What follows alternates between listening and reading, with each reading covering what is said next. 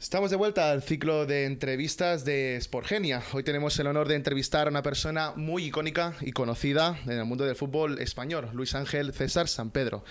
Es guardameta profesional y en su etapa posterior como entrenador, que nos acompaña hoy en los estudios de Radio Ciudad de Tarragona. Muy buenos días, Luis. Buenos días. Bien, primero de todo, para que la gente conozca quién es Luis, me gustaría preguntarle cómo fueron sus inicios en el mundo del fútbol. En el mundo del fútbol, pues muchos años atrás han pasado, ¿no? O sea, al final, yo recuerdo mi primer salario del fútbol cuando tenía 17 años, ¿no? En el equipo de mi pueblo. Y ahora tengo pues 56. Imagínate los años que llevo viviendo en el fútbol. Empecé en un equipo de mi ciudad, en el Arosa, en aquellos momentos el equipo de Villagarcía de Arosa, un pueblo de las Rías Bajas, jugaba en Segunda B.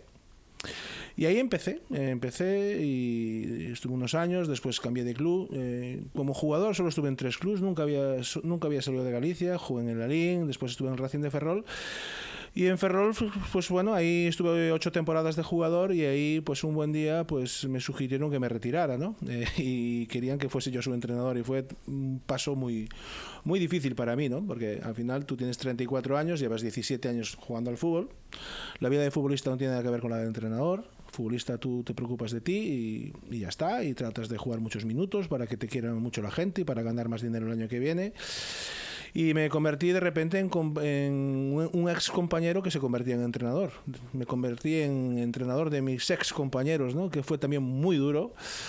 Porque al final estamos en Segunda A, subimos y le entregan el equipo de Segunda A, el Racing de Ferrol recién ascendido, a un inexperto que era yo. Entonces ha sido una etapa muy difícil, ¿no? Mis inicios tuvieron dificultad. O sea, ahora ha pasado y lo veo como una anécdota de mi vida, pero de repente pasar a ser entrenador de tus compañeros es muy difícil, porque algunos los tienes que despedir.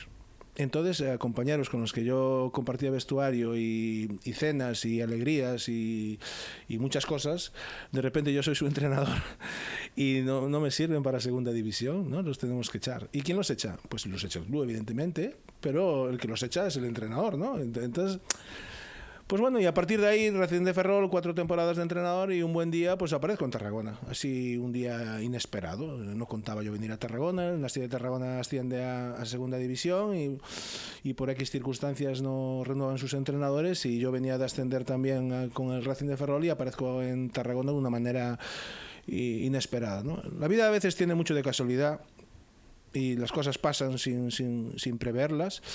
Y yo llegué a Tarragona pues de una manera totalmente inesperada. Vine a una entrevista de trabajo sin saber muy bien a qué y fue una de las mejores decisiones de mi vida, fíjate. Y después, bueno, he estado en otros clubs y bueno, haciéndome mayor, haciendo el trabajo que me gusta, ¿no? Que a veces no es sencillo, ¿no? A veces tenemos que trabajar en cosas que no nos gustan. Claro.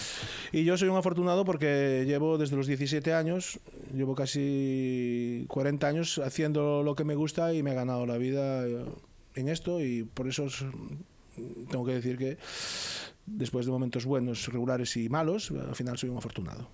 Volviendo a la etapa de como jugador, jugaste como guardameta. Sí. Cuando empezaste, ¿ya tenías algunos ídolos en el cual te centraste más, que te gustasen más y dijiste, mira, también el tema de como portero, ¿fue desde el principio que querías dedicarte como portero a esa posición o tenías algunas posiciones en mente que jugaste de pequeño y finalmente decidiste jugar como portero? Bueno, lo que te decía hace un momento, a veces todo tiene algo de casualidad. Yo jugaba delantero centro cuando tenía 13, 14 años. Estaba jugando en un equipo. Me gustaba ser delantero, me gustaba marcar goles, lo hacía bien, era bueno en esa posición y de repente teníamos un portero malo que nos dejó y no nos gustaba y él no era un portero bueno y empecé a entrenar yo de portero con 15, 16 años. A partir de ahí, pues mira, por una casualidad fui portero y los ídolos de aquellos momentos, ¿no? Tú estabas viendo la televisión y los que jugaban te fijabas en todos aquellos futbolistas de élite. Y lo que hacen los niños hoy en día, ¿no? Hoy en día miran la televisión, miran en las redes sociales quiénes son los buenos y y empecé de portero, ¿no? Y empecé a ganar mi primer salario con 17 años, ¿no? Con 17 años fue mi primer salario, que aquello fue la leche, ¿no? Tener un salario de fútbol, ¿no? Me acuerdo que eran pesetas y me pagaron 25.000 pesetas al mes, o sea, era 160 euros hoy al mes, ¿no? O sea, aquello era un dineral, ¿sabes? Para mí. Al final, siendo joven, con 17 años... Con 17 años, sí. Al final... Lo primero que hice, me acuerdo, con esas 25.000 pesetas, lo primero que hice fue comprarme unos Levi's 501, ¿no? De aquello que era, lo tenían unos cuantos elegidos, ¿no? Que costaban una pasta, no te creas tú, ¿eh? Yo me acuerdo que me costaron 8.500 pesetas en el Corte Inglés de Vigo, son 50 euros hoy unos pantalones, que hoy, fíjate, hoy te compro por 50 euros, te sobran pantalones que comprar, y yo, pues con mis 25.000 pesetas me fui al Corte Inglés de Vigo y me compré mis Levi's 501, que aquello era una joya, en mi pueblo los tenían 3 o 4 personas. Podías fardar, ¿no? De ya ellos. podía fardar de Levi's, sí. Posteriormente, ¿no? Me has comentado que, bueno, como sabemos, has tenido una etapa como entrenador. ¿Cuántos años has ejercido de ello? ¿De entrenador? Bueno, yo me retiré en el año 2000 de jugador, y en el año 2000 estamos en el 2022. Es cierto que hay etapas que no he trabajado, por ejemplo, llevo un año sin trabajar. En este mundo es muy complicado trabajar todos los años porque vivimos de los resultados y cuando no nos salen los resultados te cesan y entonces el año siguiente es muy difícil encontrar equipo, ¿no? Aquí el currículum no vale el año anterior. Si te fue bien el año anterior, te quieren los equipos. Si no te fue bien el año anterior, tienes dificultades. Se entrenan, cogen equipo los que les ha ido bien el año anterior, ¿no? Son un producto vendible de cara a las aficiones. Bueno, está así montado este negocio y hay que aceptarlo, ¿no? Son las reglas del juego. Pero bueno, de entrenador yo 22 años. Empecé con 34 recién cumplidos y tengo 56 recién cumplidos, pues muchos años ya. Como bien nos comentas, ¿no? Has tenido una larga trayectoria, tanto como jugador o entrenador. ¿Nos podría explicar cuáles son los recuerdos o partidos claves que recuerdas como entrenador y cuáles destacarías que te hicieron sentirte más cómodo, más contento? Mira, los momentos decisivos de las ligas, donde se consigue algo, no se consigue nada, donde fracasa el equipo, pues son los momentos más críticos de la competición, ¿no? Cuando acaban las competiciones y conseguiste algo, esos son los momentos memorables, ¿no? Yo cuando he ascendido, ese día, esa hora, es el día que mejor recuerdas. Yo he ascendido a varios equipos y he descendido también. Entonces son los días más impactantes de tu vida porque cuando tú consigues un ascenso, consigues tus objetivos, consigues ganar más dinero, consigues más prestigio, la gente te quiere más.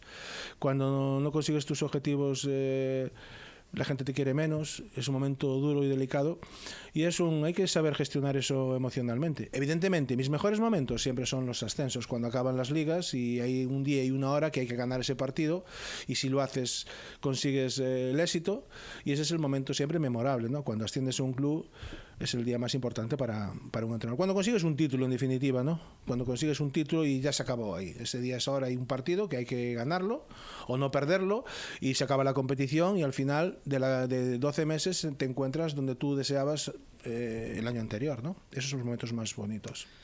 Cambiando rápidamente de trayectoria en el tema, actualmente estás en la consultoría deportiva Sportgenia. Sí.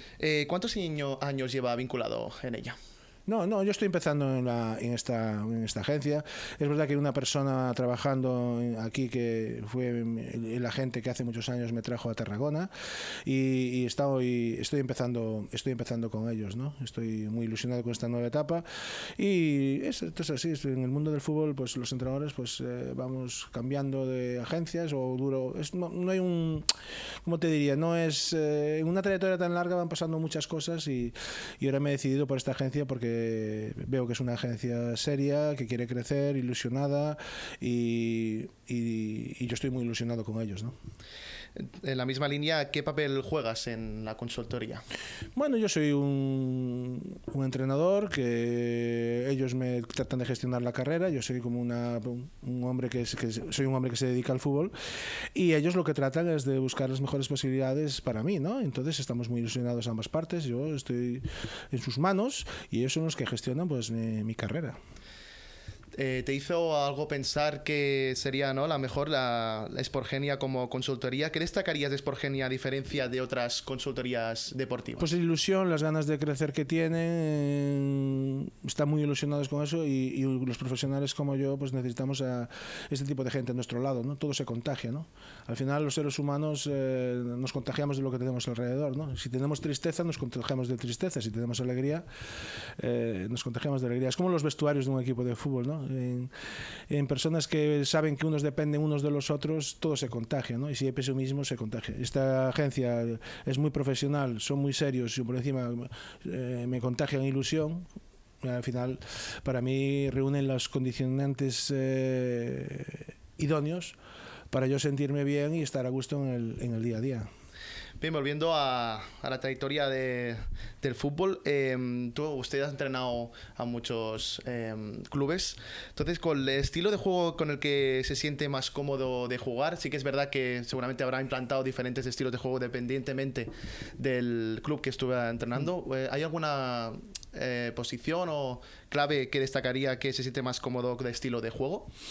Bueno, vamos evolucionando, esto es como la vida, ¿no? O sea, al final yo supongo que hacer radio hace 15 años era de una manera, hacer televisión es otra, la tecnología es otra, los coches hace 15 años eran otros, construir las casas hace 20 años era otro y construir fútbol hoy es diferente que hace 15 años. Yo trato de evolucionar, de sentirme a gusto y bueno, a mí todos los estilos me gustan. Lo que me gusta es que estén debidamente entrenados, ¿no? Y un apartado muy importante es convencer a los jugadores de que eso es lo que tenemos que hacer y es bueno para nosotros. Y después hay que identificarse también en la idiosincrasia del pueblo o de la ciudad en la que estás y de la cultura futbolística de esta ciudad, ¿no? No es lo mismo entrenar a un equipo de Barcelona que un equipo del País Vasco o de Andalucía. Al final hay un gusto futbolístico arraigado a las ciudades y tienes que proteger esas señas de identidad, ¿no? Yo he jugado muchas cosas. Yo he estado en muchos equipos y he jugado muchas cosas. En algunos ha coincidido, en algunos equipos ha coincidido lo que yo quería jugar y en otras pues he cambiado. Yo me identifico con todas, pero ya digo, debidamente entrenadas. Esto es como cocinar, ¿no? Un entrenador es como un cocinero, tiene que saber cocinar varios platos, no solamente uno, que sea aunque sea uno un plato exquisito, al final tenemos que adaptarnos, ¿no? Como en la cocina y como en el día a día, en el entrenamiento y en la gestión de futbolistas, en la gestión de personas y en los estilos futbolísticos que van variando, porque van variando los futbolistas también, ¿no? Las capacidades atléticas de los futbolistas, las físicas, las técnicas y las tácticas van cambiando y no es lo mismo, te lo digo yo, que soy un poco mayor que tú, bastante mayor que tú, no es lo mismo entrenar a futbolistas de 23 años o 24 de hoy que entrenar a futbolistas de 23 y 24 años hace 15 años. Es diferente. La persona en esta línea, ¿qué diferencias dirías? ¿Qué diferencias has visto a lo largo de los años que jugadores anteriores que tenían 23, 24 años que entrenabas en esos momentos y ahora? ¿Qué destacarías que serían los puntos que diferencia entre una etapa y la otra? Pues mira, en términos generales, los futbolistas hoy son mucho más profesionales que hace 15 o 20 años. Menos dóciles. Es más difícil gestionar personas hoy que hace 15 años. Era más, no voy a decir obedientes, pero eran más dóciles de llevar, ¿no? Y hoy en día tienes que medirte muy bien lo que haces, lo que dices, cómo lo dices. Alguien se puede ofender por una estupidez. Bueno, son seres humanos. Al final, cada uno es de su padre y de su madre, tiene su manera de sentir, de pensar, el lenguaje verbal, el lenguaje no verbal, cómo se lo dijiste. Hay muchas cosas que antes nos las pasábamos por alto, decíamos lo que teníamos que decir y hacíamos lo que teníamos que hacer y la gente no te medía las cosas, ¿no? Hoy hay que ir al milímetro en todo, la sociedad ha cambiado en todos los ámbitos, hoy hay que tener mucho cuidado cómo se dicen las cosas, cómo se hacen y bueno, hoy es más difícil entrenar a 25 jugadores que hace 20 años. Cuando yo jugaba al fútbol era muy fácil entrenarnos a nosotros. Apenas nos daban explicaciones de nada, éramos soldados y nos ponían un uniforme y éramos soldados. Hoy hay que hacer trajes a medida, ¿sabes? Trajes a medida de cada jugador, de cómo piensa, cómo siente. Tratar de que te comprenda y bueno, es difícil hoy, es difícil. Educar es más difícil hoy que hace 20 años. A nuestros padres los educaron de aquella manera y hoy no puedes educar como educaron a nuestros padres, ¿eh? Y a mí me educaron de una manera y yo no puedo educar a mi hijo como me educó a mí mis padres o mis profesores, ¿sabes? Todo ha cambiado, todo ha cambiado. Claro que hay que saber gestionar, ¿no? En las diferentes etapas cómo llevar a estos jugadores. No, y ya no es gestionar, pero es que las personas se van transformando. O sea, tú tienes un problema con un jugador hace 8 meses y detectas su mal y le diagnosticas algo y tú le ayudas a conseguir que rinda mejor, ¿no? Por lo que sea. Ese mismo jugador tiene una recaída dentro 6 meses más tarde de rendimiento y se siente mal por lo mismo que hace 7 meses y le recetas aquello que le recetaste hace 6 meses y no vale. ¿Sabes? Es que no es tan sencillo de darle a cada jugador la dosis de lo que necesita, no, pero es que nos vamos transformando. Tú a lo mejor hace 6 meses eres distinto que ahora, no te das cuenta. Y si tuviste un problema en tu trabajo hace 7 meses, lo gestionaste de una manera y 7 meses más tarde el mismo problema de trabajo ya no lo gestionas de la misma manera. Ya te transformaste y no te vale la solución que te dieron 7 meses atrás. Imagínate un año. Es que es muy, muy difícil. Tú imagínate, tú entrenas a un jugador que esté en un gran rendimiento un año, con una vida estable, familiar, sentimental, económica, querido por la afición, en la misma ciudad, y en los 6 meses o 8 meses o cambios de temporada, ese mismo jugador con el mismo entrenador, con los mismos periodistas, con el mismo ambiente, todo igual, no es capaz de rendir. ¿Y por qué? Y no sabemos por qué, y tratamos de... No es fácil, pero bueno, también nos pagan por eso, o sea que... y tenemos que asumirlo, pero no es sencillo. Volviendo a lo que antes hemos comentado de entrenador cuando estuviste en el Racing, donde las 8 temporadas anteriores habías sido jugador. Claro, tenías a tu cargo, como bien has comentado, jugadores que habías tenido como compañeros tuyos. Quería profundizar más en cómo fue esa experiencia, cómo lo llevaste a cabo. Pues con frialdad, porque al final... Es que tienes que ser frío, es que no hay solución. Lo hicieses como lo hicieses y vas a tener problemas. Al final el dueño del club quiere que yo sea el entrenador y que tome decisiones y me está juzgando por las decisiones que yo tomo, ¿no? De repente yo era uno más en el vestuario, estaba sentado en el medio del tumulto de los 25 y de repente yo estoy de frente. Lo estás escuchando rodeado de tus compañeros al entrenador que hay y de repente el que está ahí eres tú y ha sido muy difícil. Muy difícil. Recuerdo fue desagradable, pues he perdido amistades, por ejemplo, jugadores que yo he compartido muchas cosas con ellos, hoy no nos saludamos, y jugadores con los que hemos comido juntos con sus mujeres y sus novias en su momento, pues hoy no nos saludamos, porque al final es que realmente es normal, ¿no? O sea, no puedes deshumanizar al individuo, ¿no? La persona es un futbolista y es un ser humano, entonces si tú le quitas el sueldo, despides a un jugador, si tiene que cambiar de club, le estás haciendo daño personalmente. Y es una familia, entonces le estás quitando la posibilidad de jugar en segunda división, le estás quitando un salario de segunda división, se tiene que ir de la ciudad, tiene que ir a jugar a segunda B, una categoría más abajo, el salario es la mitad o menos, y al final estás dañando personalmente. Pero es que no se puede... es que no hay manera, no se puede solucionar, es muy desagradable, pero al final yo tengo que hacer lo que tengo que hacer. Al final yo soy entrenador y yo tengo que buscar lo mejor para el club, que es para el que me paga, y yo tengo que ser profesional. Pero ser profesional a veces hace tomar decisiones desagradables que hacen daño a los demás. Y yo he dañado a mucha gente, sin querer, pero los he dañado porque ellos evidentemente son personas y ellos, si se quedan en el club y no los despedimos, ganan más dinero y su mujer es más feliz y su hijo es más feliz y son todos más felices. Pero si hago eso, si tratar de hacer feliz a la gente, estoy perjudicando a la empresa. Entonces la empresa me despide a mí, porque al final no tomo decisiones profesionales. Es que es muy complicado deshumanizar al individuo, al profesional. Es un profesional del fútbol, sí, pero es un ser humano, una persona. Entonces fue muy, muy duro, muy difícil para mí, pero me tuve que poner la armadura de guerrillero y hacer lo que me dictaba mi cerebro, no mi corazón. Mi corazón me decía una cosa, mi cerebro otro, pero me está fiscalizando también el dueño de mi club. Mi jefe me está fiscalizando si soy un sensible o tomo decisiones con el corazón o tomo decisiones con el cerebro. Bueno, he aprendido. Al final, pues a partir de ahí pues he aprendido cosas. Al final salí de mi zona de confort y entonces empecé a crecer, ¿no? Claro, cuando salí de mi zona de confort fue cuando me convierten en mi entrenador y tengo que despedir a jugadores, claro, que son mis compañeros. Pues mira tú la zona de confort en lo que se transforma, ¿no? Se transforma en una zona de calvario que hay que afrontar y superar y avanzar. Es que no queda otra. Que al final sigues unas reglas, ¿no? Desde arriba que tú tienes que llevar a cabo de la mejor forma posible por el club. En esta línea... No, y es que vivimos en un mundo de resultados. Yo soy un entrenador que yo tengo que cosechar resultados cada 7 días. Claro. Antes me decías, ¿y el estilo de juego que te gusta? Y tal. Mira, al final, a mí me gustan todos los estilos de juego. Si tú te vas a un club, te piden resultados inmediatos, ¿no? Y si no, te despiden. Al final, cuando un entrenador lleva 3 partidos sin ganar, se ven en la clasificación y todo el mundo pide su destitución. Los aficionados, los medios de comunicación, y te despiden. Tú juega lo que quieras, tú consigues puntos. ¿Tú quieres estar arriba? Pues tú tienes que hacer, al mes, ¿cuántos puntos hay? 12 puntos al mes, 4 partidos. Pues tú tienes que facturar, fíjate la palabra que utilizo, el verbo que utilizo, 7, 8 puntos al mes, para que en 10 meses sean 80 puntos, y con 80 puntos tú consigues los objetivos máximos de la categoría en la que tú milites, ¿no?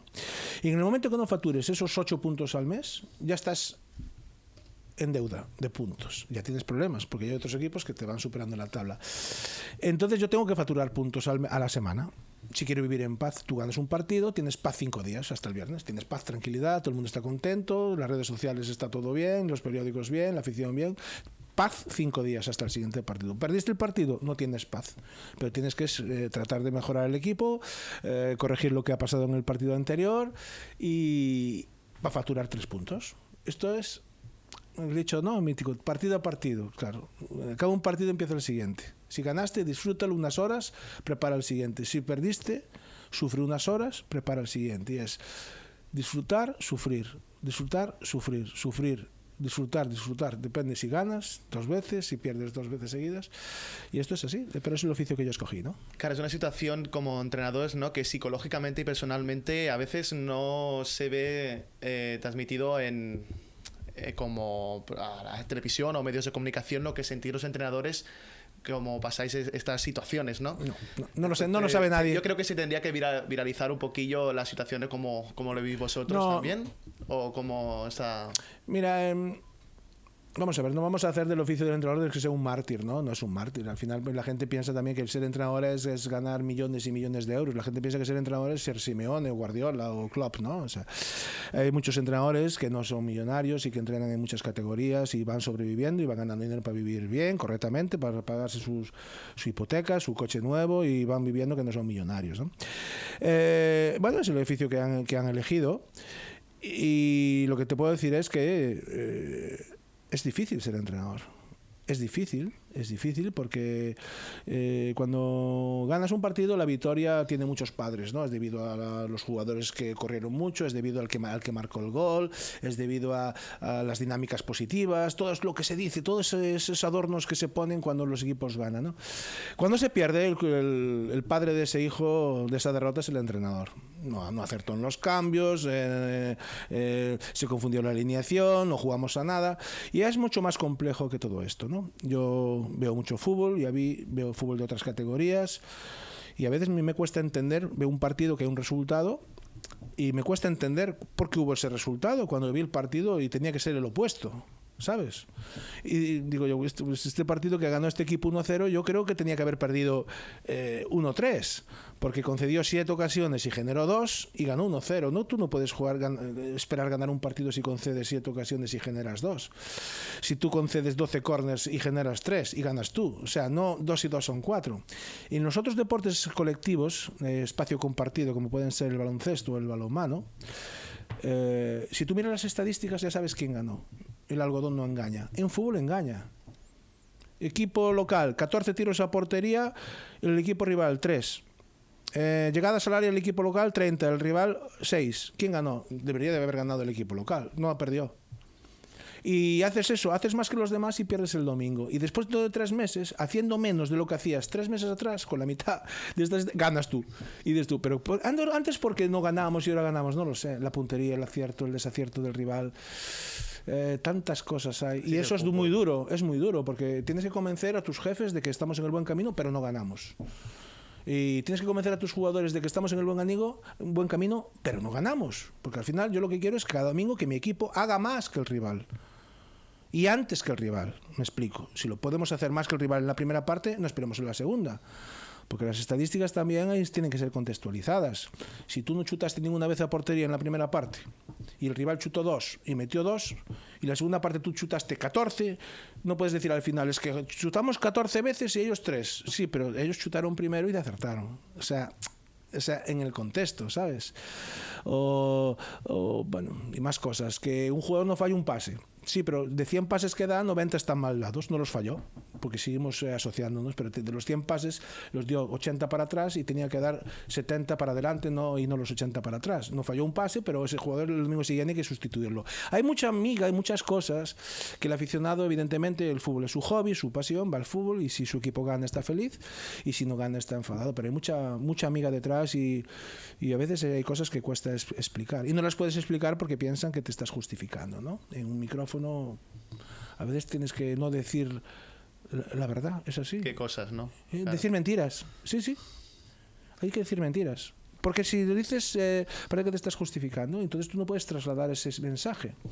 Y tienes que proteger, decir cosas que suenen bien, que no dañen a tus jugadores, que no te dañen a ti, que no dañen a tu club. Y ya no solamente esto, y no decir la verdad. Porque al final piensan que tú te estás justificando, ¿no? Si tú dices que vamos en el buen camino, que eres un vendehumo. Porque al final, sí, pero mira cómo va, no ganó. Lleva 2 semanas sin ganar.